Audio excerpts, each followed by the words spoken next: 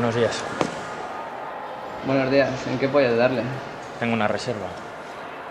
Sí, ¿a nombre de quién? Miguel Rascón. Ah, el escritor.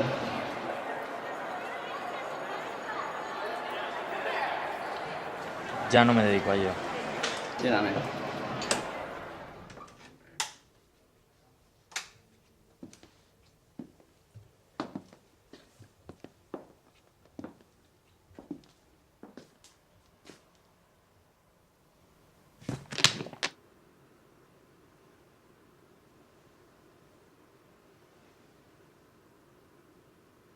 ¿Qué significa esto?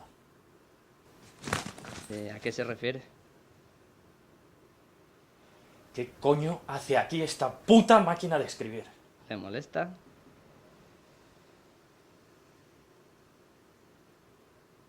Márchate.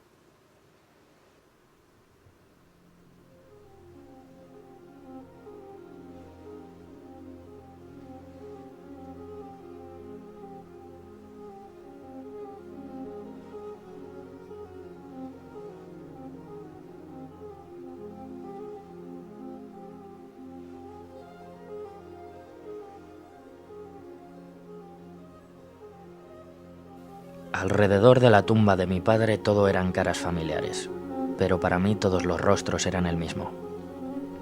El hipnótico movimiento del reloj y la mirada fría del asesino seguían clavados en mis ojos como verdaderas agujas.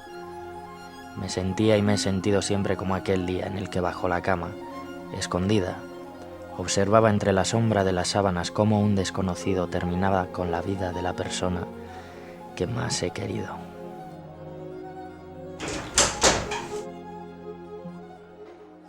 No conocía ese restaurante. Seguía siendo una ciudad desconocida para mí después de tantos años. Un maître se acercó a mí preguntando mi nombre y señalando amablemente dónde estaba mi acompañante. Acudí con mi vestido rojo y con mis mejores tacones. Necesitaba ver cómo ese hijo de puta babeaba por mi cuerpo.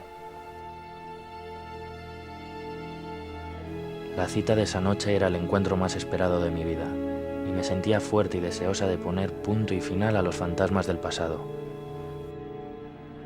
La cuenta atrás en el reloj del asesino había comenzado. El sonido de aquel reloj dejó de sonar por un instante. El viento dejó de flotar a mi alrededor